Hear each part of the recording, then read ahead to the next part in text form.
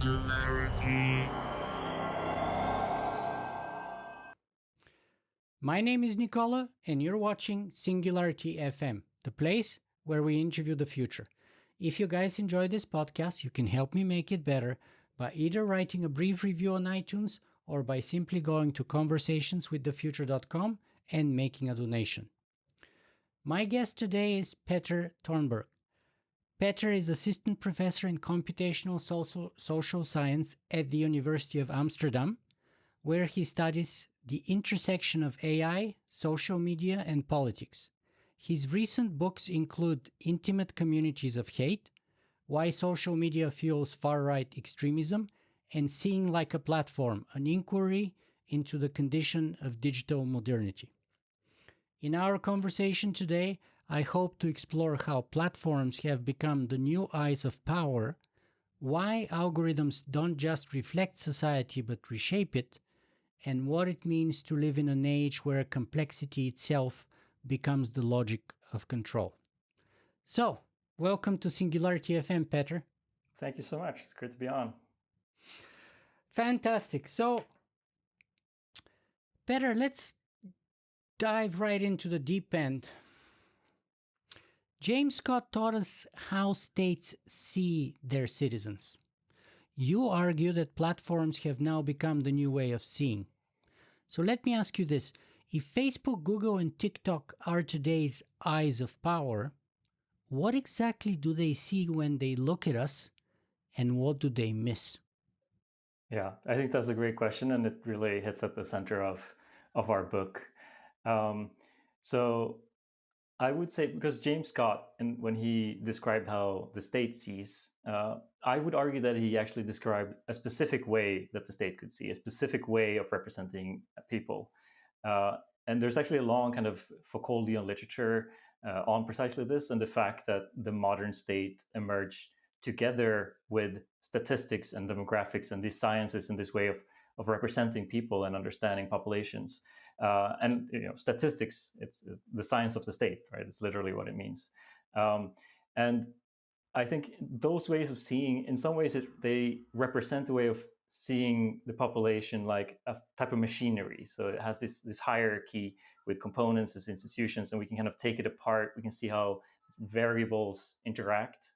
And James Scott, of course, in his book, he kind of studied how that reshaped the world. It not only represented the world and simplified the world, but it also reshaped it through its representation. So basically, people were making maps and trying to do calculations, and to make it as simple as possible, they also shaped the cities and even forests so that they would be a simple grid, and you can just calculate averages easily and surface areas, and therefore kind of control your population, and thereby also reshaping the population. And what we're arguing is that we're seeing a kind of shift with the rise. So we're moving in the sciences from statistics to kind of machine learning, data analysis, and AI. And that also represents a shift in the type of data. So going from kind of the variables and variances type of data to kind of what's been called big data. And with that, we also have kind of new metaphors, that we moved from the metaphors of the machine to metaphors like self-organization, networks, clusters, flows, and so on. And with that, there's a lot of things that are possible to see that the old ways of seeing the world weren't able to capture. But we're also losing other things in how it's representing the world. And I think a lot of what we're focusing on is what it does to kind of narratives, stories, and meaning making, and like the kind of full breadth of being human. And these are things that are not being captured. But I think we can also go into specific things. So the fact that platforms are optimizing their users for engagement to extract data as much as possible, and to create as much as engaging content as possible, while also having this type of content also has very destructive effects on the population and the world and society and our politics, because it's also highly polarizing ways of organizing society, which I think in the long term is damaging also to the platforms themselves. So what do they see, those platforms, whether it's Google, TikTok, YouTube, Facebook, you name it, what do they see when they perceive us? whether as individuals, if that's even possible, or in aggregate as statistical kind of body of individuals? Yeah, so it's moved really from, if in the kind of uh, era of the state that James Scott studied, where it was like kind of periodical studies where you got an entire population, representative sample of the population, and you did some measurements to understand what the population was, and you could do kind of statistics on it, calculating averages and so on. And we moved from that to really this kind of constant flows of data, of flows of behavior, and they're clustering on that. And the other logic that we've seen the rise of it is kind of prediction-based logic, where you're trying to categorize users and you're trying to see how you can optimize certain outcomes. And so that optimization and this idea of finding certain categories, optimizing by doing modifications to your algorithms, that has really become the dominant thing. And engagement is often the thing that these platforms are optimizing for. But of course, it can also be other things. So shaping your behavior in certain ways. And like, of course, those become in certain ways very focus on kind of one aspect that can have really destructive consequences. So just like, for example, you could have a natural forest with a wide diversity of species and a kind of a very random geographical or geometrical pattern of growth. The same would apply to a population pre-statistical methods of investigation and analysis. And now that we find ourselves in the age that we do, we are basically data points to be categorized, optimized, and kind of clustered in by certain kind of features in a uniform, sort of proportional, geometrically symmetrical way, if I may put it this way. What's the problem with that? What's the downside? What are they missing? Yeah. So forest is a good example because it's also something that James Scott looked at. So James Scott looked at the German scientific forests and the emergence of these forests in the 19th century. And basically the idea behind no forest was that we can, if we have homogeneous trees and we have them in straight lines and so on, we can calculate the amount of forest production per square meter, and we can basically turn forestry into science. Which was great to a certain extent because it gave the state more kind of control, it helped taxation, and so on. But it's turned out that it also had a lot of downsides because the forest became very vulnerable to disease that could spread because there's only one type of tree. So you didn't have this diversity to reduce the spread of certain insects and so on. And the second thing was that wind, for instance, could have really catastrophic consequences on the forest because since they're all the same size and the same weight, you get this really powerful wind gusts, and especially in this German where they have these open spaces going through the forest, which also could have really catastrophic consequences for the forest. And so the argument of James Scott is that like we need to have a more kind of complex understanding. And so what we argue is that like these notions of complexity enable new ways of finding of organizing forests, for instance, or organizing any system where it's kind of emerging from the bottom up. So instead of like planning from the top down and drawing a map and thinking out your forest, you're drawing some kind of algorithm, allowing it to in some ways emerge on its own but directed by you. And this, I think, it can have a lot of positive consequences. It does bring it, like, enable a lot of things to become visible in some ways. Like, and it potentially, I haven't necessarily seen this in the example of forests being applied. It's also not exactly my field of expertise, but I could imagine it solving a lot of these problems, right? Because you could actually store the data of where trees are located, and that could potentially have positive consequences for these consequences. But there are also things that are not seen in this, and that's what we're focusing on. And I think it's also not entirely easy always to know what that is being lost, but there's always something there because the world is neither a complex system nor a complicated system. We can go into more detail about what that means. Yes, and from the Canadian experience, I can say that the problem with such sort of monocultured, industrialized forests, and in Canada we have a few, they become very risk prone to any kind of pests. For example, the I think it's called the great pine beetle or something like that is devastating Canada's forests as we speak.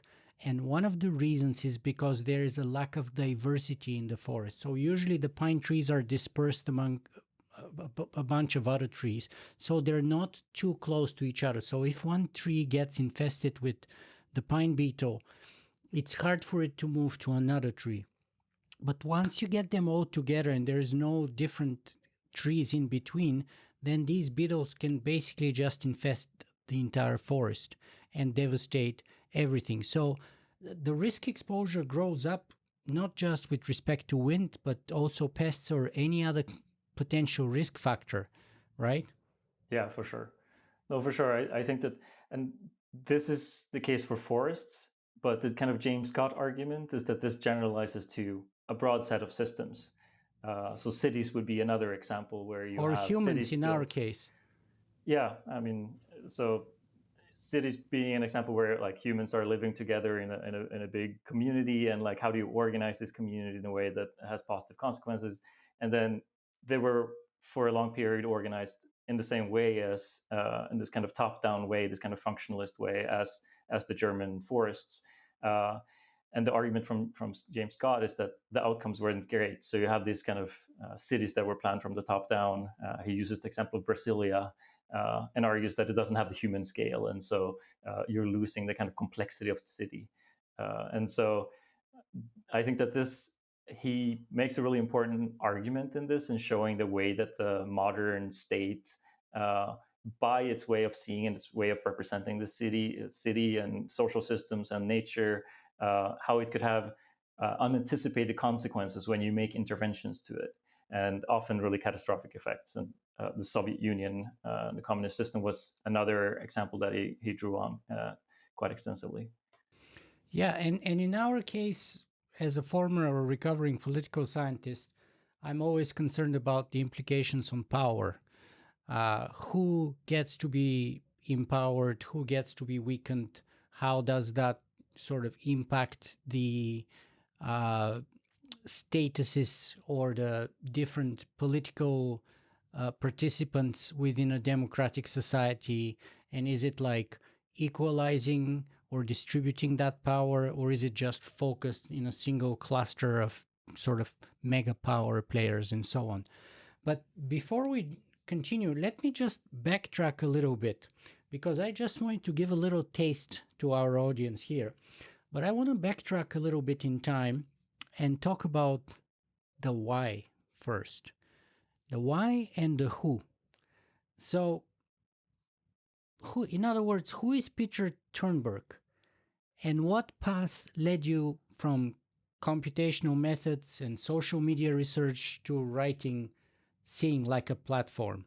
Maybe if you can give us sort of the genesis story of how you got to be interested in data sciences. Was there a spark or a story or an occasion? And then from the general field of data scientists, why specifically did you decide to focus exclusively or predominantly on platforms? Yeah. I mean, like, if we're starting from the beginning, like, I've always been like a nerd, even growing up. And like, I loved reading these books about these big people who shaped the sciences through history. And I was kind of thinking when I was like 12 or 13 or something, I was like, what's going to be the next kind of revolution? What's going to be the next big thing that's going to change society? And I thought AI is going to be it. And so I kind of set on a path there already that I wanted to study AI, and specifically at like artificial neural networks seemed to me what was going to be the changing technology.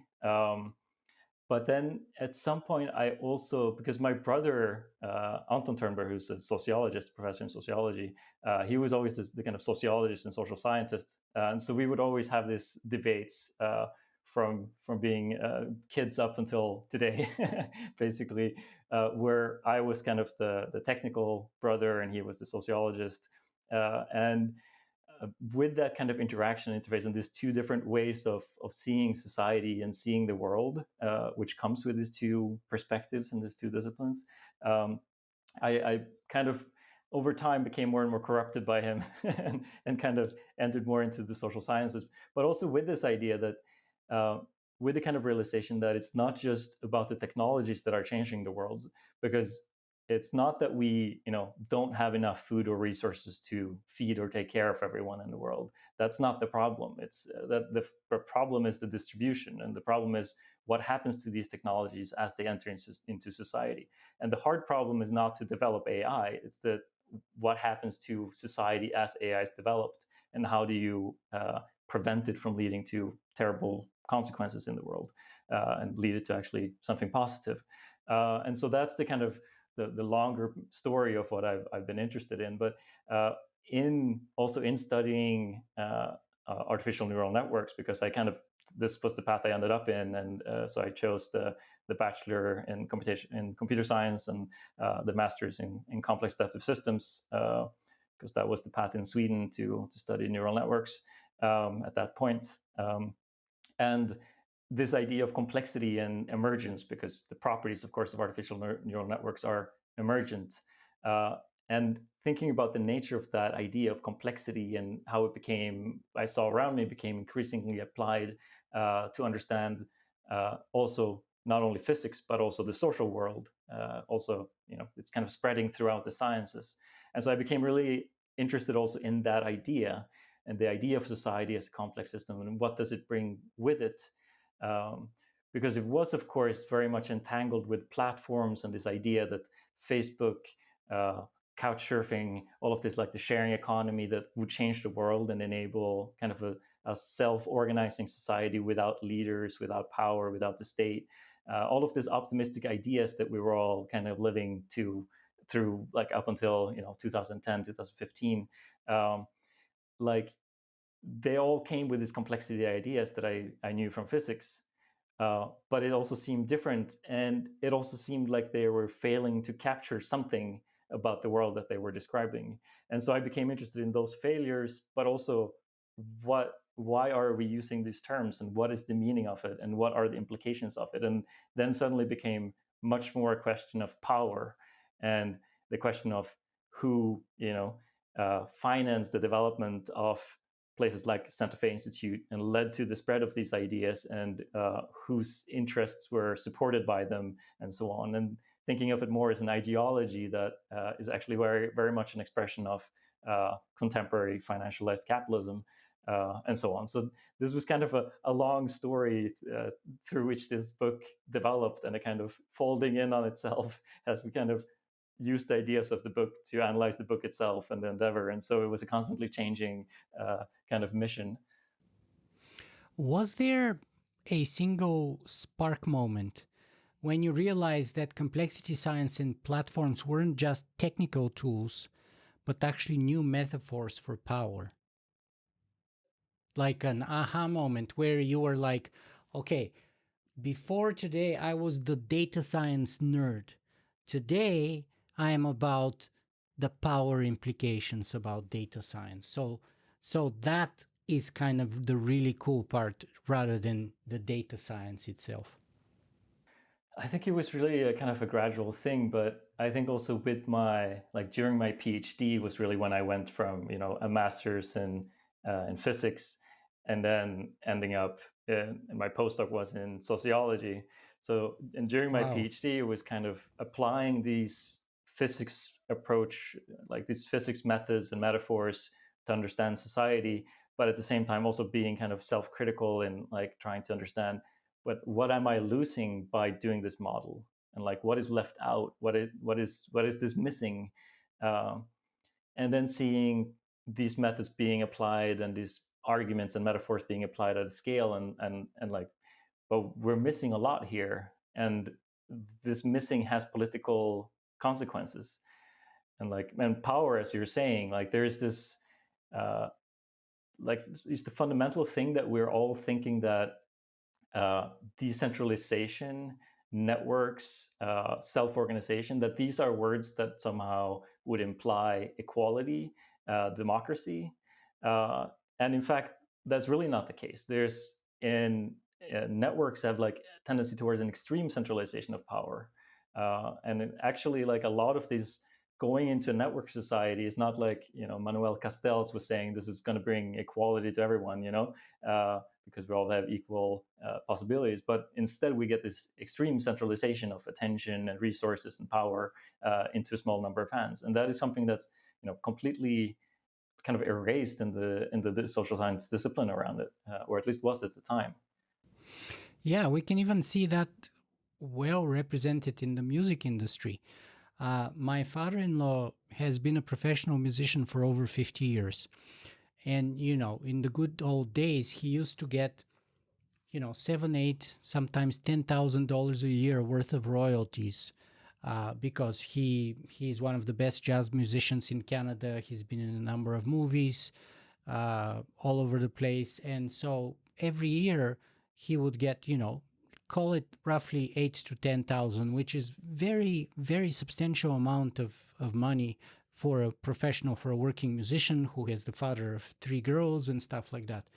Now, as of most recently, he was getting checks from royalties for about 3 cents a year, right? So, and he's still super popular. You wouldn't say, well, he's not a popular guy. Actually, he's super popular. His stuff is run in the millions and millions of times.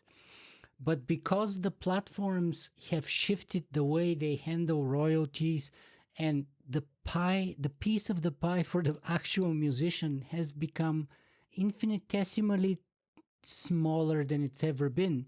So 10,000 roughly became now a couple of cents a year, or maybe it was 20 cents. I don't remember the exact amount, but it was literally ridiculous. It wasn't worth the stamp that it was mailed on to get to him. It was kind of utterly ridiculous. And of course, if you're Taylor Swift or Beyonce, you're making billions of dollars. But most if you're musicians, the owner of Spotify, yes, you make billions isn't he of dollars. Swedish, by the way? Yeah. Sorry about that. So there you go. You have a platform which is supposed to kind of be decentralized and sort of empower everyone, musicians, users, music fans, and everyone. And yet the way it actually works in the real world is concentrating power rather than disseminating it.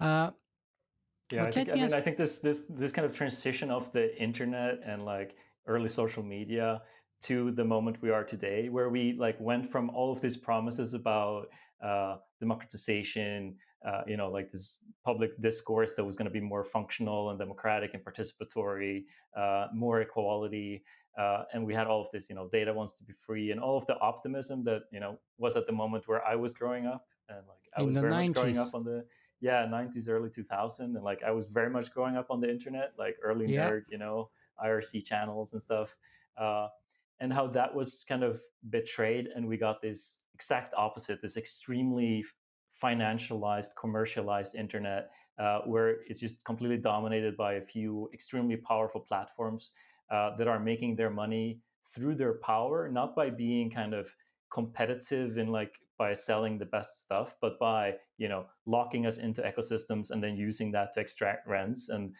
this kind of what's been called enshittification of the internet. I think that's the broader context as well that like this book is kind of pointing towards and yelling at. Yeah, I think it was Cory Doctorow who coined that term, the enshittification of the internet, which is a brilliant sort of metaphor of putting it. But in your book, you contrast industrial modernity with digital modernity. Can you unpack that distinction a little bit for us? You talk about machines, how it used to be with the Henry Ford sort of moment. We had machines, and then the metaphor became organisms. We had factories at the top of the sort of industrialization moment, and nowadays we have platforms. So can you unpack, please, this for me? Sure. So Fordism or high modernity was really the the high point of this type of modern state that we've been talking about. So this point of time where the notion of the society as a machine became really spread throughout society, and like it stemmed a lot from this kind of, it's been referred to as Fordism because of its like sourced in the kind of really extreme automation that Ford had in his factories, and the way that he used the factory and the way of organizing the factory as a kind of large machine, but that also spread into the kind of the lives of workers outside of the factory, and like so how schools were organized with the same kind of same idea of top-down institutions, and like having really strict hierarchies and strict organizations, like kind of a military structure that was kind of spreading throughout society, and the factory became a kind of arch metaphor for an entire society. So there's been like a lot of social scientific research on this society and how it spread. And an example is also the fact that you have everyone knows that you have kind of mass production, that this factory was able to produce cars very cheaply at a very large scale, but that any mass production society also needs a mass consumption society, right? You need a certain type of consumer who wants to buy these goods. Like the famous Henry Ford quote that you can buy the Ford in any color you want as long as it's black. So basically, you need to produce a consumer who's happy to buy that kind of product. So it was a very homogenizing society, a very repressive society in many ways. But then we saw the breakdown of that society in the 70s. 73 is often quoted as consumers, markets. Yeah, we'll get to that moment of crisis. But before that, the word. So you reminded me that statistics comes from the root meaning, if I forget, a tool of the state, or the science. Of the state, I think. Yeah, science for the state. Yeah, and I, when you were talking about Fordism, I was reminded about the term jerk and jerking around.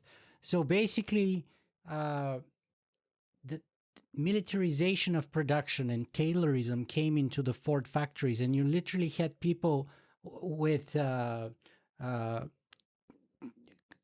stopwatches timing workers to perform a certain operation and trying to shave a second or two of their movements or of their production all the time. And that was what was called to jerk people around, basically to time them and to make them go faster and faster, and hence the term jerk.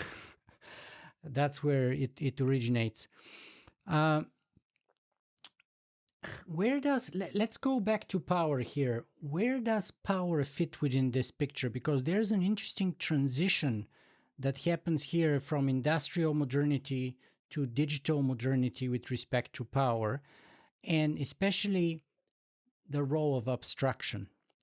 You're right that the power needs abstraction. Like, for example, we were talking about statistics and the state, right? What do you mean by this, that power needs abstraction, and how does the abstraction of digital platforms differ from that of the abstraction of states or the Ford factories? Yeah, I mean, so during this era, the powerful people were basically looking at an organization chart and then like drawing out as like a machine, like this is this department, this is going to do this, and it's going to interact with this department, and basically designing social institutions like a machine. And it's very explicit, very top-down power. It's just like, I'm the boss and I'm going to decide how this institution is going to be run, and like this kind of command and control form of power, right? But as we transition into the digital, what we call the digital modernity, which is it's a society where we don't have the top-down power in the same way, but rather it's this what seems like a kind of bottom-up organization. So basically, in digital modernity and in platforms, the powerful are providing a context through which we're interacting, like this. Things like Facebook or Twitter, for instance, or Airbnb or whatever, or also more abstract forms of platforms. And what the powerful are doing is not designing those as like, not telling people what to do, not command and control, and it's not like designing hierarchies. It's just like setting the rules of interaction. And so basically deciding, what does the message box say? Who shows up in your feed? Like which is the video that shows up to you? Like these kind of subtle things that are often that we think of as kind of organic, or that can even be invisible to us, compared to having someone yell at you what you're supposed to do, which is very visible and very easy to see. These are things that are instead built into the very infrastructure, and that can be subtle or invisible. So the changing of a color of a button from green to blue can affect our outcomes on a collective level, but of course we don't really notice. So all of those things or incentives or the context, I have a whole keynote about why content is not king, but context is king, actually, because the meaning of anything is determined not by the content itself, but the context that's wrapped around it. And those who control the context control the meaning of whatever we want to talk about. But medium is the message, as McLuhan put it. Exactly right. That's why Marshall McLuhan famously said that the medium is the message. But let me make it even more complex here by throwing in complexity science, because we're already talking about how order emerges and how this is not centralized top-down, like, for example, during the Eastern Bloc sort of Cold War period in socialism, but it's kind of more like people who have certain kind of design input on the platform, who are creating the incentives, who are choosing even the colors. But all of those things have actual power implications and hierarchical implications about how power is disseminated, how value is aggregated, how economic profit is concentrated, and all of it. So now complexity science suggests that order emerges from the bottom up. That's like what happens, for example, in nature and stuff, right? But you argue that this very metaphor, that order is emerging from the bottom up, can conceal power. How does self-organization, on the one hand, because they're saying, look, these platforms are self-organizing, right? And yet, on the other hand, your article, which was the original thing that sparked my interest in your work, is called The Ascendance of Algorithmic Tyranny, where you talk about the domination of those algorithms. So how does one kind of move from self-organization and end up with a tyranny of algorithm and the platforms as a tool of domination? Yeah, there's an interesting thing, because we have this kind of association between bottom up and democracy, as I was saying before, that there's like that those systems would be like inherently more equal, and like there's the same kind of ideological thing built into complexity science when we're studying this system. Like you can read these papers about people studying markets, and then they find that the outcome of the interaction becomes this power law distributions where like 2% are controlling all the resources, and then they're making the argument, and therefore it's not a problem. It's not like there's no it's inevitable, it's natural, or something like that, as if things would be inevitable or natural just because they're emergent. I mean, we know that we can design systems to have certain outcomes, and we know that certain system designs have certain outcomes that are deeply problematic.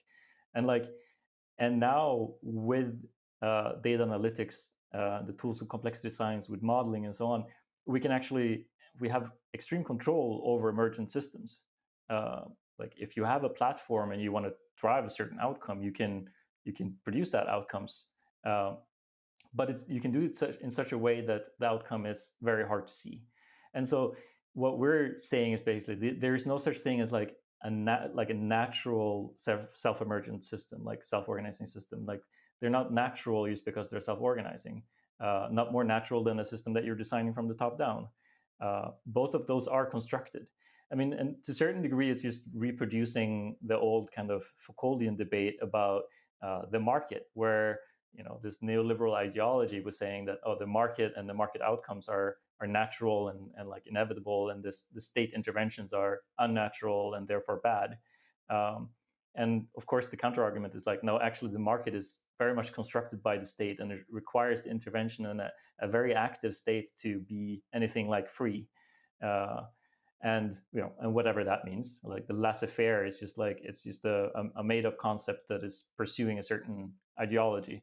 And complexity, we argue, is basically just an expansion of that to a broader category of systems where this kind of capacity to shape markets and then control the outcomes of those markets, which basically, I mean, what a platform is a kind of proprietary market, right? It's the platform controls set the rules for a market, and then certain outcomes result, and often results that the platform themselves are profiting from.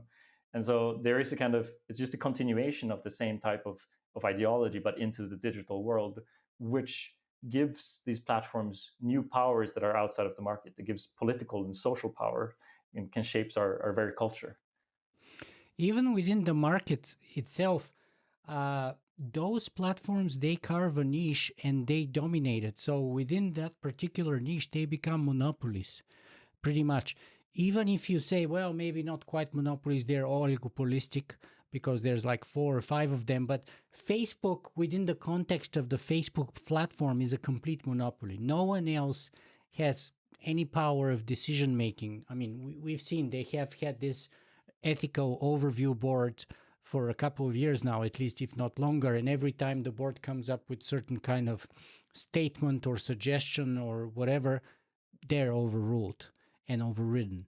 So it's kind of meaningless. In other words, to your previous point, that there is nothing so much random, really, but it's kind of deliberate and really top down. So under this kind of superficial emergent order, there is nothing random or superficial or emergent about it. It's pretty much top down, focused, and very deliberate about which way we want to take that platform, because the people who design it have certain incentives and certain goals, and they have the full power to implement.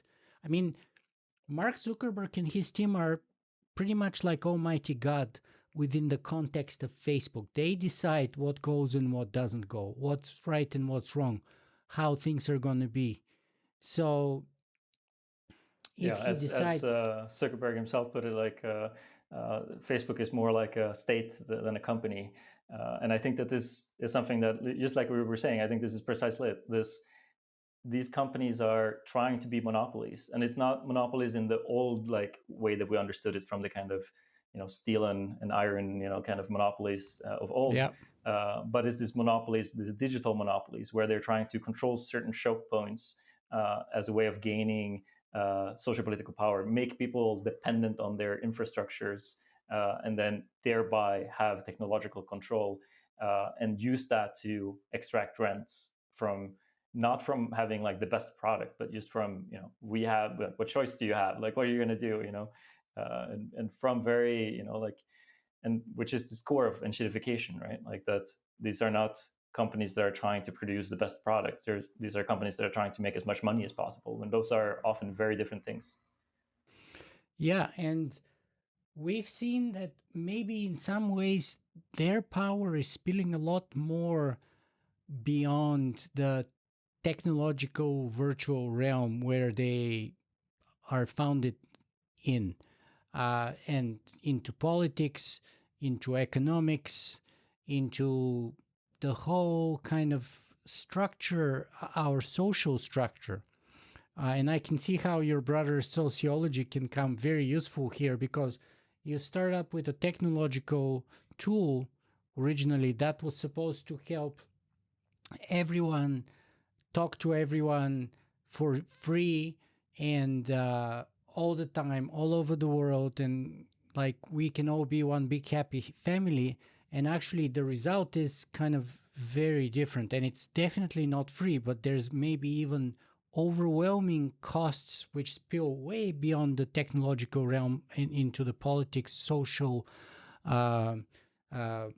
even sort of political and future-oriented realms. In other words, it determines perhaps, or at least to some degree, the direction towards which our civilization is moving. No, for sure, very much so. And these are, I think you make a great point that these are not something that is constrainable to like that is specifically within the market or specifically economic, but because they're using social political power to like that's how they make money.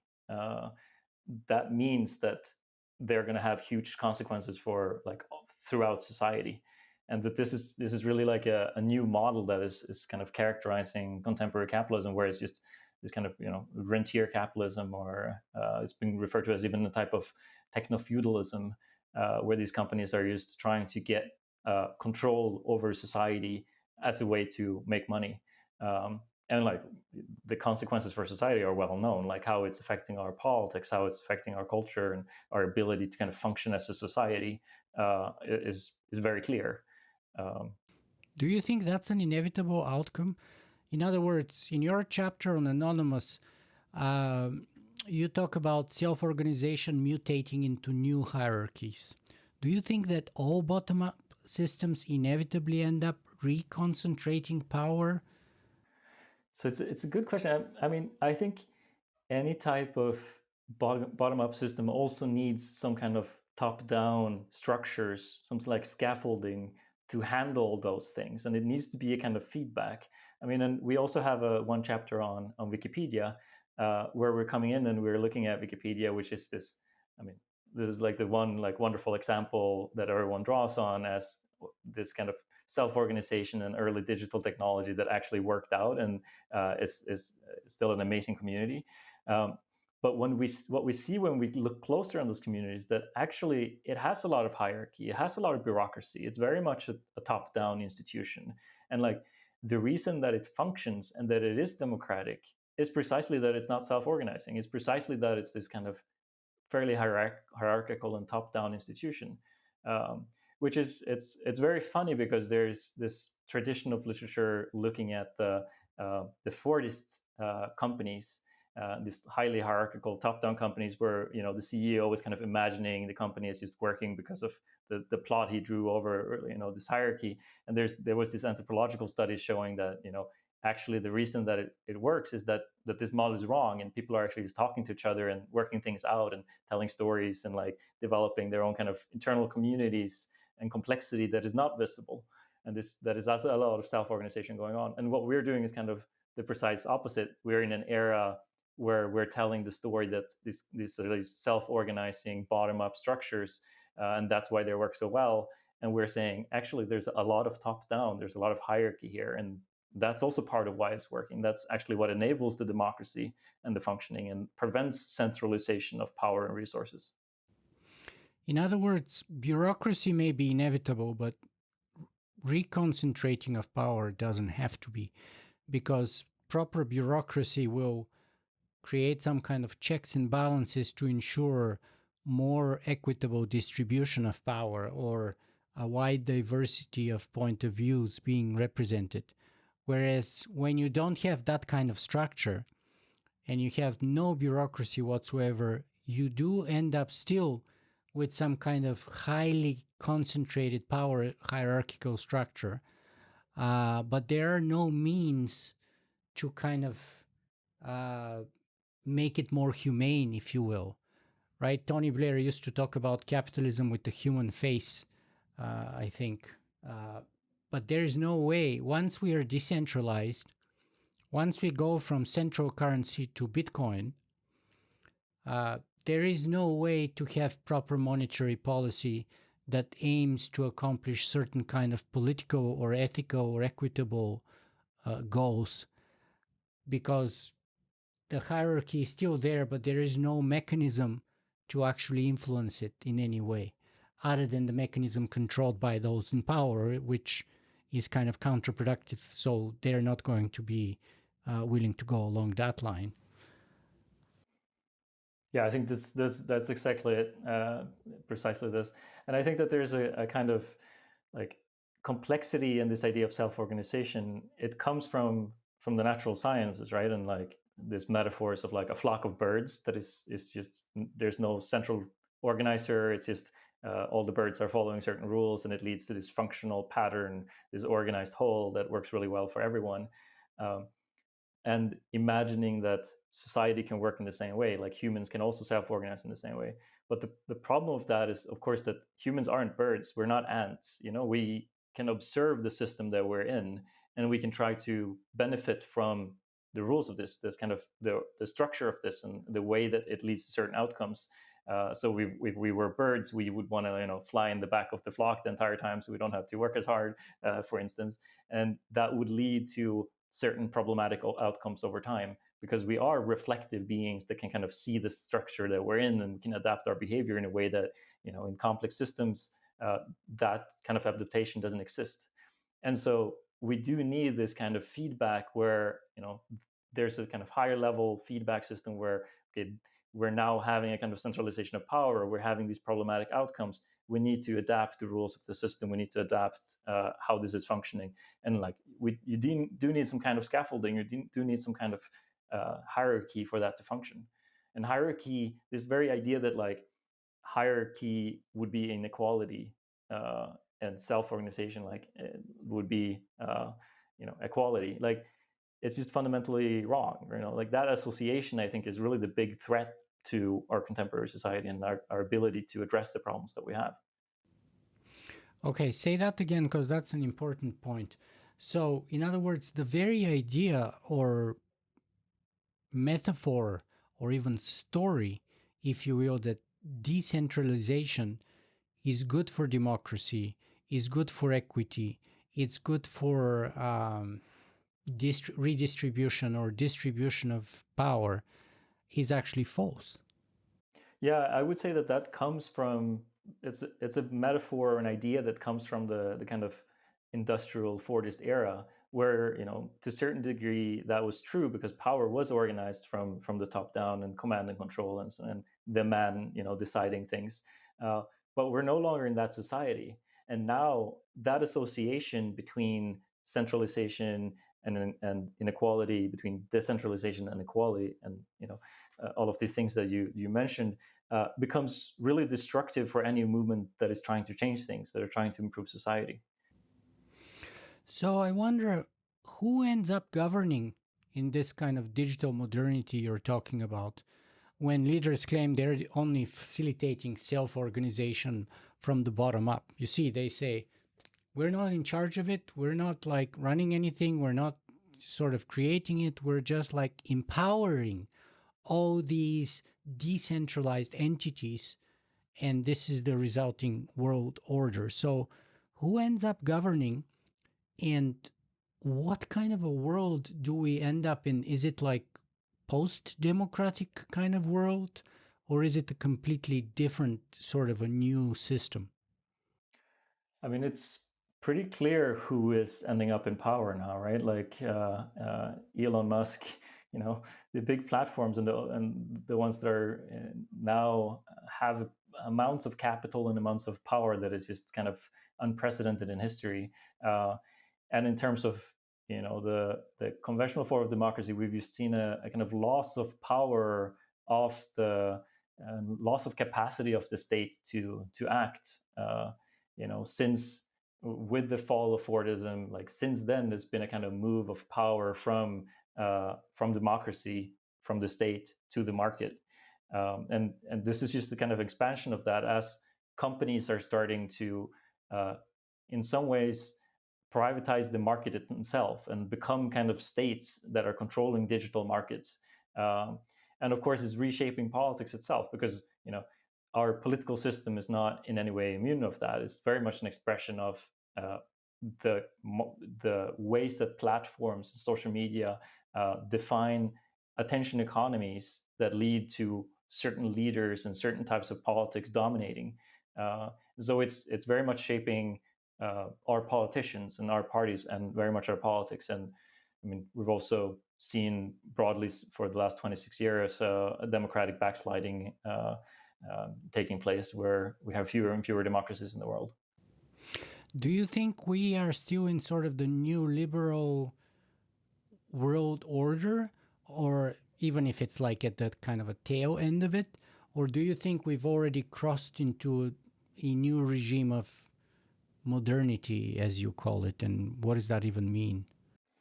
Yeah, no, it's It's a tricky question because it depends. Like neoliberalism it's a very fluid word, and if you would define it as a kind of a loss of state capacity and loss of state power in relation to the market, uh, under that definition, we're definitely still in a kind of neoliberal moment. But if you would also associate it to a kind of free market where there's companies competing on some kind of notion of a global free market, then I mean that's definitely not the case, because we've very much transitioned into, and for quite a while, a kind of what's been referred to as digital capitalism or platform capitalism, where it's more about controlling, like it's more about power and controlling certain choke points and having control over infrastructure, and it's more this kind of power battle where that's how you make money, and that seems quite incompatible with classic kind of neoclassical and neoliberal theory. So it's a bit depends on how you would define the concepts, if this is a kind of a new phase of neoliberalism. But I mean, there is a broad discussion right now that we have really moved to a new political order in that sense as well, right? Some have called it a new feudalism because it's a lot about kind of rent seeking. It's a lot about monopolies, not about competition. It's a lot about inserfication. If I mean, Cory Doctorow calls it the inshitification, but I would say inserfication, where we are all like serfs stuck in our digital lots, if you will, just like the serfs in Russia were stuck to their lot of land and were forced to, toil and like work the soil there to make a living, but they couldn't move freely. Today we're kind of our own digital serfs nowadays. We're stuck to these platforms. We don't have freedom to move away from one to another, and that has tremendous sort of a political implications, if you will. And the question to me then is there still space for any collective visions of progress? Or has digital modernity killed the very idea of a shared future? Because now it's all about individualism again, the visions of Elon Musk or Peter Thiel and Jeff Bezos and so on, all those kind of micro players with mega power. And it's not so much about a shared vision of the future, it seems. Is that dead? I mean, I refuse to believe that that there wouldn't be resistance. And I mean, there's a lot of people very unhappy with this moment. I think that you're precisely right that it's proven difficult in the current era to turn that unhappiness into something constructive. And I think like we've seen this over and over again, and I think it's very much linked to this fear of centralization, that we have these moments that leads to movements that lead to nothing. We get like hundreds of thousands, millions of people protesting, but it's not anymore turned into institutions, into movements that have some kind of centralized, the ability to turn themselves into institutions and into demands that have power and that have the capacity to change things. It's just a kind of like because of this kind of ideas of self-organization and the inability to actually leverage and scaffold your own movements into something. And so I think like I completely agree. What we need is more utopias and more dreams about the futures. I mean, it's interesting. James Scott, a lot of what he kind of when he's criticizing the modern state is this idea of like a state that's trying to improve the world, that has these ideas of utopias. And then it goes really poorly, has unanticipated consequences, and like the outcomes aren't as great. But what we've gotten instead is like a state that has no ambitions to improve the world, and where utopia and the idea that we can have a world that is better than this has somehow seemed suspect and seemed problematic. And of course, in a situation like that, it is very hard to dream about something better, and it also becomes hard to organize something better. And I think we need to gain back that capacity of dreaming of something better and like Collectively and better. Yeah, collectively better, exactly. A shared future that is better. And it's about that tricky balance. I grew up in socialist Bulgaria, and it had that kind of a utopian statist vision of the future, the great proletarian future in our case. And that was utterly horrendously criminal and inhumane and terrifying and just horrible in so many ways. But then giving up on that dream entirely and surrendering any desire or capacity of the state to impact or direct or guide in any way its citizens towards any kind of idea of a better future seems to be equally bad, perhaps. So we're kind of stuck between a rock and a hard place, if you will. And it's a very tricky, slim balance we have to find.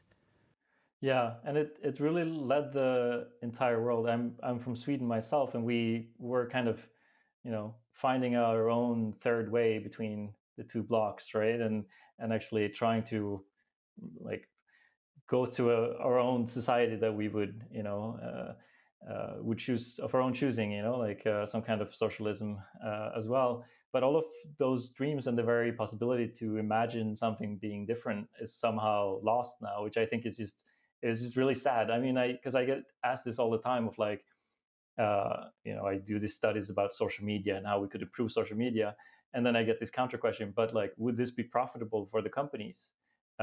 If we would change the algorithm in a way that it would lead to constructive politics and we would no longer have radicalization, would it be profitable? Because of that's of course the constraints that anything needs to be decided under now.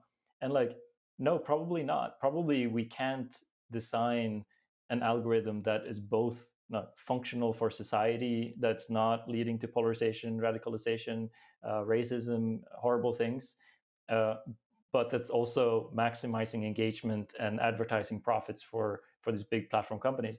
But like, is this how constrained our imagination has of what society can be? Is this how constrained it is? Like the idea that we would like have these companies that are very much monopolies, that we would treat them as, we've always treated monopolies, and that the state would actually go in and do something about these problems, and that politics could actually change this thing, and that we can have some kind of collective power to solve what we know is like really deeply problematic things for society. Like that, even that imagination that is just so basic, it just doesn't even exist anymore, which is, I don't know, it's just depressing in some way. So we have to cultivate that imagination. And what's the way to do it? Is it mythology? Is it storytelling? Because whether it's the idea of utopia, the original idea of utopia is this island in the middle of the Atlantic where people have kind of created the perfect society, that's a story. And then that kind of image, that kind of vision created that idea in the popular mind, if you will. Then, we have had the image destroyed by the collapse of maybe the Eastern Bloc and eventually even the neoliberal order. First the Eastern Bloc, then the neoliberal order. And so now we're left with a vacuum. And that's why there is no even motivation anymore. So I wonder, is the answer really not some kind of a new story, new mythology that can inspire and cultivate that kind of desire?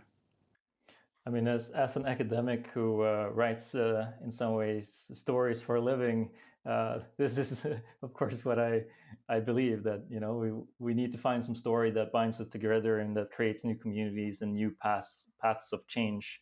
But of course, that is also taking place. That becomes possible in certain moments where we have these shifts of power, and I think that it feels like we're in one of those moments now, that we're in one of those maybe windows of opportunity to change things, with the kind of clear fall of the United States and the rise of China, the end of unipolar power, this move into artificial intelligence, and this new technological landscape.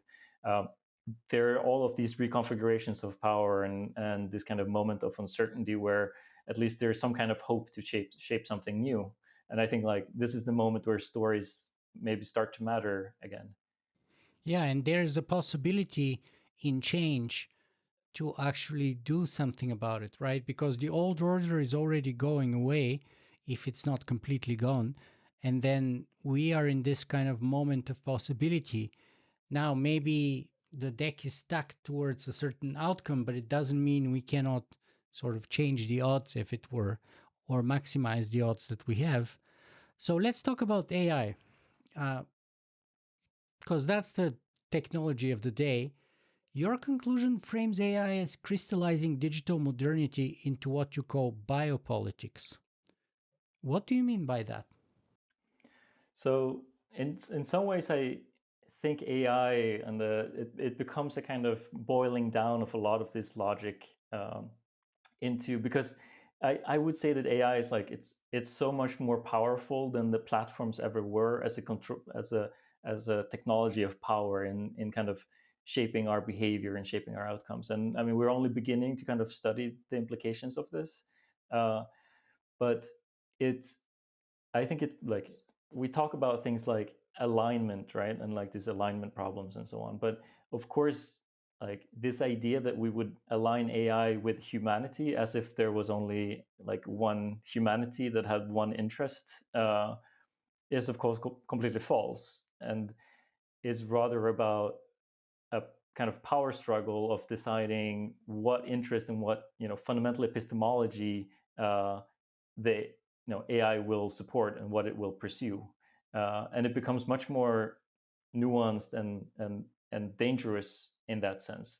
And so, in some ways, I think the debate around AI and the risks of AI has been a lot of the kind of paperclip destruction of humanity, which I'm not saying that that's not important, but it's losing and it's missing the type of dangers that is what we've seen over the last 20 years, the dangers that turned the amazing internet of my childhood into the kind of commercialized hellscape of today.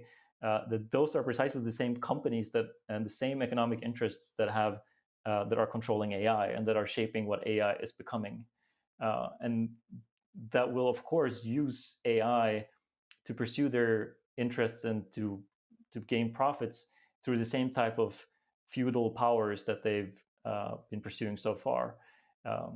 And so what we're focusing on and what we're interested in is like the kind of the way that these technologies are acting upon society, that are acting on individuals, and on how we understand the world, how we organize, and so on, because that will really be the central kind of question of the next few years.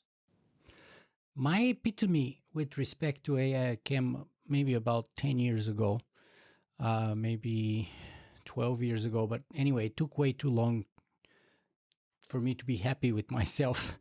But it was in a moment where I realized, and it came in the form sort of like an African proverb, which goes something like this. The sheep will spend its entire life fearing the wolf, only to be eaten by the shepherd. Right? So, in other words, we have all this fear about the end of the world, the paper clipping of our universe, and all of this by AI.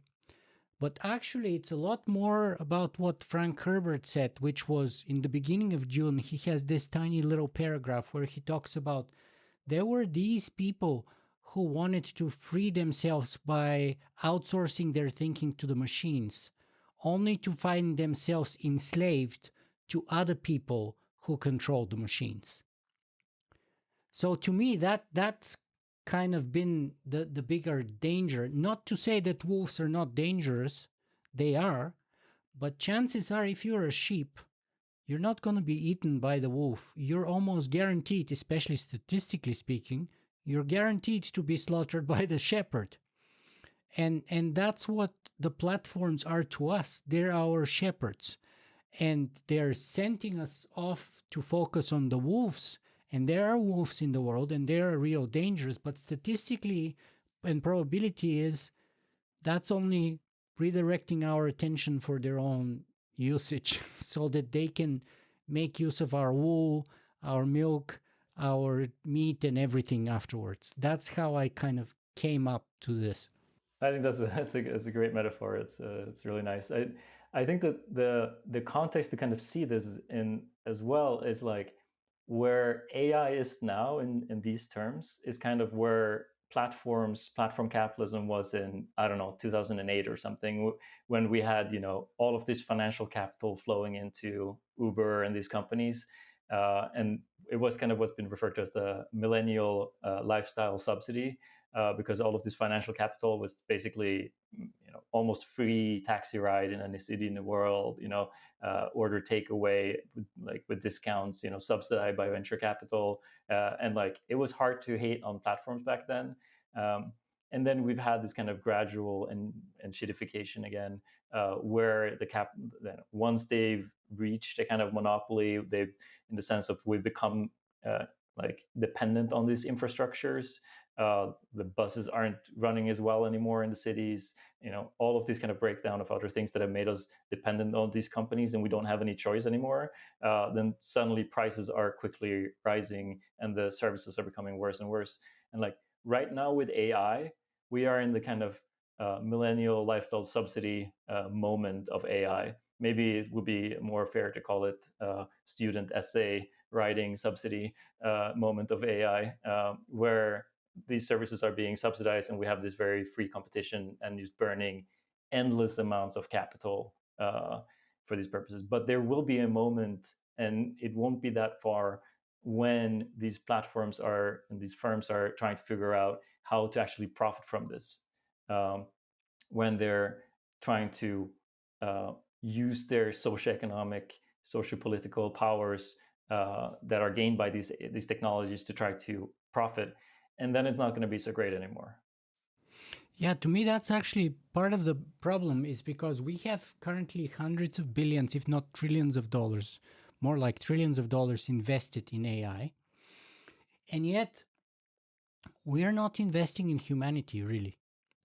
So to me, it's like having two kids, call one kid AI and the other kid you're human, and you're giving all the money, attention, nutrition, nourishment, everything to the one kid, to the AI, and you're completely abandoning or ignoring the other kid. And what's the likely outcome, right? So the gap between humanity and machines is only going to grow. And I mean, a civilization that is focused on perfecting its machines but abandoning its citizens is engineering its own collapse, I think, right? That's why I'm such a big fan of the arts, for example, and the humanities. And STEM is all good, but we need STEAM. We need arts and humanities right in the very heart of all those things, because otherwise they would be self-destructive. That's my concern, and I don't think that investing in AI blindly or openly, as we have been, would simply solve all of our problems magically.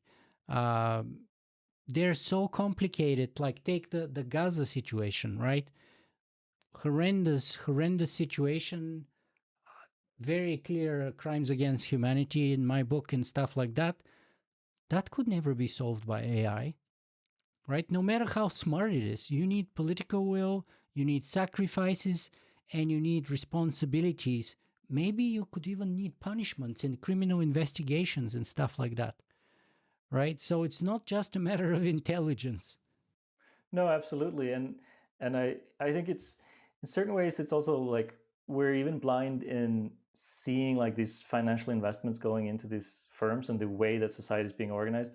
This is precisely the equivalent of these pursuits of utopia during the 20th century, where a state, a society would decide to pursue some kind of change, build out the railways, build out like this, or these big dams, all of these state projects of changing society in order to try to improve it.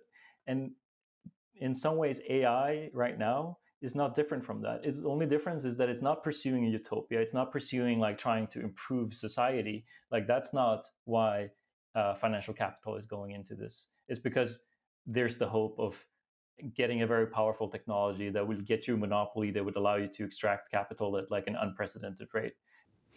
In other words, you're talking about platforms, but AI can become the ultimate platform of platforms, right? Governing not just flows of information, but also the flow of life itself. I mean, if it brings us to extinction, as some people are concerned with the paperclip example, or, nuclear holocaust, or there's like endless, biological pathogen, or whichever way you prefer, like AI is the platform of platforms, and he who control, or the people who end up controlling AI would have the platform of the platforms. Power. Yeah. No, for sure. I mean, and I say platform because it's still based, I mean, it's very much the same companies, the platform companies, and it's also very much based on the same forms of extraction, like this kind of techno-feudal model of how you make money in capitalism, which of course is supremely dangerous when you have those companies in control over AGI, over like an extremely a technology with unprecedented power. And it's also this kind of, at the same time, we have all of the state support for this development because it's seen as kind of a technology of geopolitical competition, with very little reflection on the impact that this will have on actual people, and like on if we get this level of automation, which I think to a large degree we've already achieved with existing technologies, we're just kind of waiting for it to really play out. How that will affect the labor market, how will we distribute resources, how will our society that is completely become dependent on work, on labor as a means of distributing resources, and where we don't have any models of, the state has lost, democracy has lost its power relative to the market. What will be the counterforce that will push for distribution, or if not that, redistribution of resources in society? Like that question, it's not only that it's not reflected upon, it's just that we don't even have a language for it. We don't even have, a way of imagining something being different, and that we're kind of just letting it play out, and in fact encouraging it to play out, even though it seems very obvious that it will lead to very destructive consequences for most of humanity. Do you think that complexity and data science bear some responsibility for that, in the sense that they seem to be becoming a new ideology? I mean, Yuval Harari calls it dataism, because, nowadays in data we trust. So show me the data, and all of this. And then going back to the beginning of our conversation about creating statistics and monoculturing the demographics of our entire societies, right? So is complexity and data science kind of becoming an ideology? I think very much so. And I mean, in the book, we trace this a little bit in one of the chapters where we kind of trace the history of complexity science, which is kind of underlying the kind of epistemology and to a certain degree the ideology of data science and so on, and just which traces back to Santa Fe Institute, which is very much was backed by financial capital and was actually very much designed as an institution to be ideological, to be the kind of new, the new Chicago school of the digital era. And so tracing who funded that and so on, it's very clear that this was a conscious project to create a kind of ideology.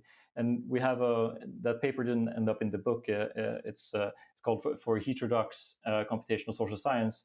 It's with Justus Uitermark, is like the book. And in that paper, we're making the argument that computational social science and data science and data analytics, that they serve the same role in contemporary society that neoclassical economics served for neoliberalism. So that they are kind of the academic disciplines that serve to legitimize and that actually create these stories and these ideas that give value to data. Because giving value to data, and like this dataism, this ideology, is precisely what gives financial power to these companies. And data, that might be true or not. I lean more towards that it's not actually, that a lot of these stories that we have about the powers of algorithms and the powers of advertising and so on, that it's in some ways exaggerated. But it doesn't matter, because what matters is that it has the capacity to control the flow of financial capital. And if there's stories saying that data is valuable, you have a lot of data, and therefore you end up with bazillions of dollars, then you have financial power. You have the power to through money control, lock people into your infrastructures to exert political and social control in various ways. And so it becomes kind of self-fulfilling prophecy. And so therefore, in that sense, the ideology within financial capitalism that's completely driven by stories, by narratives, by hype, it becomes like the most important part, like those stories. And in that sense, I would very much blame us, computational social scientists, data analysts, for in certain ways spreading this ideology, but also for spreading this kind of acritical, unreflective ideas around what data is. Yeah, that's going back to our previous discussion about how context determines the content, because data can be priceless or useless or pointless depending on the context you wrap around it. So if you control the context, you can determine the value of that specific data. And in the end of the day, the search for more data originates from the context which puts value on it. And therefore, he who control, or these people who control the context that claims that the value is in the data, in data we trust, are the foundation for this kind of a ideology or thinking, and therefore should bear the responsibility or the bulk of it. Yeah, yeah. I have a new paper out in Media, Culture, and Society that kind of looks critically also at the role of more critical scholars in perpetuating these stories through criticism, because you've had this kind of surveillance capitalism, these ideas about the extreme control of afforded to platforms by data and by algorithms to shape our behavior in very detailed ways. And of course, like for most people that sounds awful, but if you're an investor, that sounds great. Like that's like, oh, so we can get like technofeudalism and control people and make a ton of money. Okay, I'm going to invest in that idea. That seems great. So to a certain idea, like the very criticism, when it's focused on these algorithms and their powers and the power of data, it risks becoming part of the hype. And I mean, that has been kind of well recognized in the relation to AI, because it's so obvious that that these companies are kind of spreading the paperclip destruction as part of hyping their own technology and like as a way of kind of attracting more financial capital. But I think it was also true about platform capitalism, surveillance capitalism.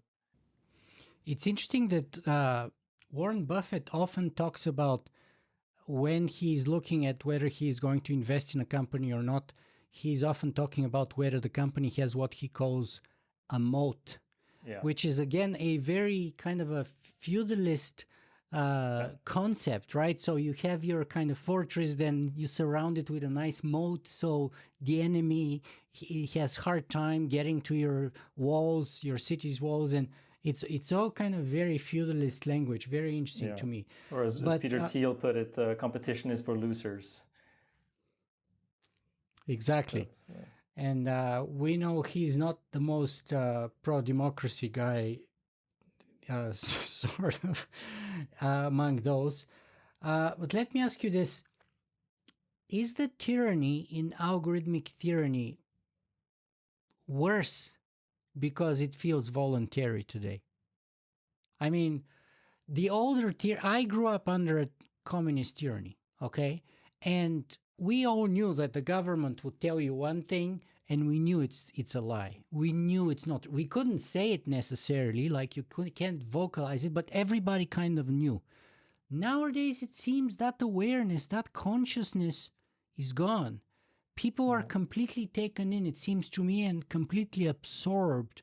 So do you agree that it is in some ways worse because it's voluntary or unconscious, if that's true at all? Yeah, I can totally see that. And I mean, I think it becomes invisible in a way that erases your own agency, and it becomes very hard to have narratives around it. And as we said, like narratives for change and the idea that things could be different. And it has this tendency of just like you blame yourself, that you are the one who failed because it didn't work out for you, because the structural forces and the power acting in the system are invisible. And of course that's worse. And it's also worse because you don't have the collectivity in the same way. You don't have this kind of the sense of recognizing that this is structural systemic things that are problematic, which was much more visible. It was easier to hate your boss back then, or leaders were more visible, and the ways that they had negative consequences in your life were more visible. If you had the power to pull the plug on one platform, which one would it be? That's a good question. I mean, like, there's the first thought goes to the platforms that are most kind of visible and like obviously don't have amazing consequences on our life. And a lot of my research studies kind of Twitter or X, Facebook, and so on, that clearly have problematic consequences for our politics, and I would probably say X or Twitter based on that. But then the question is how central that actually is now, and if what would replace it would be better. And there, it's much harder to say. And so the question is, I would probably say something like, to have the largest consequences, something like Amazon, and that are running a lot of the server systems for that are underlying a lot of these platforms. Of course, Amazon Web Services. Yeah, exactly. Of course, it would probably have quite a negative consequences for at least a period of time. It will for commerce and even food and God knows what. Yeah, exactly. So it's probably not a good idea to pull that plug, but yeah, in terms of affecting platform capitalism, it would probably be effective at least. Yeah, I would personally pull the plug on Instagram instantly, if I could do it. For me, that's the most hated one. I dropped that platform maybe a couple of years after it started, so it's been now many years. So why? Tell me, why do you hate it?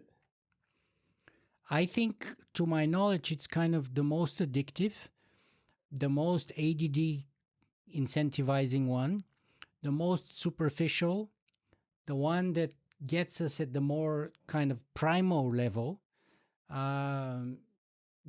destroys our focus, destroys our attention, has tremendously negative effect, well proven and documented on the youngest generation, who are the most vulnerable to it and who are the most addicted to it. Yeah. I would say, though, that probably the younger generation use TikTok even more, with a lot of the same negative consequences. So I think that in terms of actually, if the aim is to improve the world as much as possible, I would agree. Like, one of those platforms that are used, and I'm seeing that with my students, the way that they are affected by, how much they use the platforms, and especially during the pandemic, how they spend, like 8-9 hours per day on TikTok. And you can imagine how hard it is to pay attention to a 2-hour lecture if that's how you spent years of your life, so I agree that, in terms of just direct improvements on society, I think that's a good response. Yeah, that's a draw between those two. And I myself, I've never even been on TikTok, so that's why I've been on Instagram, but I've never been on TikTok. That's why I chose Instagram. But let me ask you this. Do you see yourself more as a critic, reformer, or a revolutionary of digital modernity? I don't know if I'm much of either. I'm trying to, find stories about that makes it visible the hidden ideologies that are shaping our current era. But in terms of being a kind of political organizer or person who actually organizes in movements, I'm less that. I haven't found my footing in that yet. So, but in another way of responding to the question would be, do I think that to rephrase your question a little bit, would be, do I think that the early optimism about platform, like sharing economy, and the optimism we had in the 90s, if that was like fundamentally misguided or naive. And I kind of don't think so. I kind of think that we could, given the right kind of societal scaffolding, functioning type of institutions, I think we could use those technologies and the capacity of platforms and digital technology to shape decentralized institutions.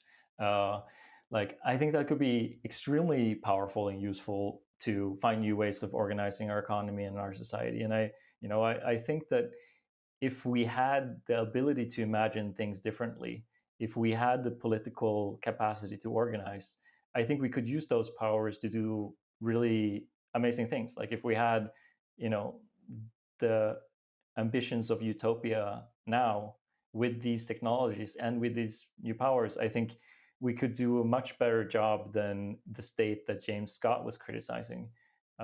We could bring in a lot of the complexity. One person's utopia is another person's dystopia. So, and Elon Musk has a variety of utopian visions that he's pursuing. So, again, it's like some kind of a very tricky balance to get to. Yeah, I think, that idea, like that utopia would be the end of politics and the end of history. Like that's not how I would envision it. We were always going to have conflict and disagreement. Like that's the definition of a plural society, if it's well functioning, is that we have a lot of conflict in it. But to me, a utopia, like a better society, a society that is able to like handle those conflicts, to channel them in productive ways and give space, and like have these positive values where those conflicts are turned into trying to make society a little bit better every day. Mm-hmm. And perhaps which is kind of what we were hoping that Facebook and Twitter would be, like 20 years ago.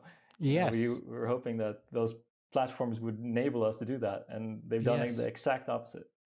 Yes. Perhaps now is the time to go back to that 1973 or 1970s oil crisis. Was it 1973? I'm trying to remember the year, but it was in the 70s. Jimmy Ford was the president in the United States. So if platforms are today's Fordist factories, what is their equivalent of the 1970s oil crisis that could potentially bring them down? Yeah. Like, what could trigger it, and can we do it? Yeah. How can we do it? I kind of thought that, like the post-pandemic moment of rising interest rates, that would be the kind of, and there was a moment there where, the platform valuations just fell off a cliff. And I even, started writing a paper about this and about how they wouldn't recuperate, and, how it would turn out that they weren't able to use their, powers and so on. Of course, I had to, eat that paper, so to speak, because it's not how it played out. And we instead had like the rise of kind of AI as the new bubble of where a lot of this financial capital went in. But I think, I think this is just fundamentally unpredictable, but I think it's much more volatile and much more unstable than we think. Like, because this is about stories that are controlling these flows of capital. And like, if we lose, if society loses trust in those stories, if, like, which goes very quickly, like the bubbles that we're undeniably in, they pop very quickly. And every time that happens, there's always the possibility of a more fundamental change. And especially in this situation where we are now of volatility and clear dysfunction in the existing economic system, and just broad spread unhappiness with how things are organized, I think there is that possibility. But just as with Fordism, I don't think anyone would at that moment would have said, that what would spark it would be, Palestine and leading to the oil blockade. Like that was not what was, no one would have said that. And I think that it's going to be just as unpredictable this time. Yeah, that's well said. And I interpret that statement as a statement of optimism too, because it doesn't mean it will change for the better, but it means that it can. And a small stone can flip the big car. So just like Palestine did in the 70s, who knows? Maybe Gaza will do it today, or maybe it will be something else. But it such change can happen, and that's an optimistic view, I think, because the alternative is an overdetermined, data scientific, deterministic future, which doesn't look so good for us, I think, in the moment at all. Petter, time is advancing here, so I'm in the last 3 questions here of our conversation. So let me ask you this. If complexity and platforms reshape power invisibly, how can ordinary people who listen to this podcast, or activists, or even policymakers, there's a few of those, but not too many, but still a few, how could those people resist or at least negotiate with this new form of control that you call platform control? Or platform tyranny, algorithm tyranny. I often, how do we wrestle with it? Yeah, I mean, I think like in the kind of daily life, it's just extremely difficult to do, right? I think we can be more conscious, and we can be more conscious of like, when we're on TikTok or Instagram or whatever, how it affects us, and like how it changes our life and how we view things, and trying to recognize those as sources of power and as working in the interest of certain people. We can be more questioning, we can try to see the ideology of contemporary society. And like, ideology is always invisible, right? It's the water that we swim in. But there's so many things, these facts that we just like take for granted, that are actually just absurd, like that, the power of these platforms, and the way we're organizing where investments go, and where our interest as a society, where those interests flow. We can actually question that and realize that there's nothing natural about it. But I think in terms of like resisting platforms, what I think will actually change things is political organization. Like, not using TikTok, not using Twitter, whatever, it's not gonna lead to the change, because these are structural issues, and we need political organizing to try to change things. So I think that is, to me, like what would be my recommendation, is to try to imagine something being different, coming together with others who also imagine something different, and trying to become a political force. Mm-hmm. And I think even you say in one place that resistance is good, but it's insufficient. We need creation. This being able to, or daring to dream of, what we've been calling utopia, of things being different, and the idea that we can organize society differently, and we can use these new, really amazing powers that technology brings us. We can use them for something that would actually make the world a better place, not a more profitable place, but a better place. Mm-hmm.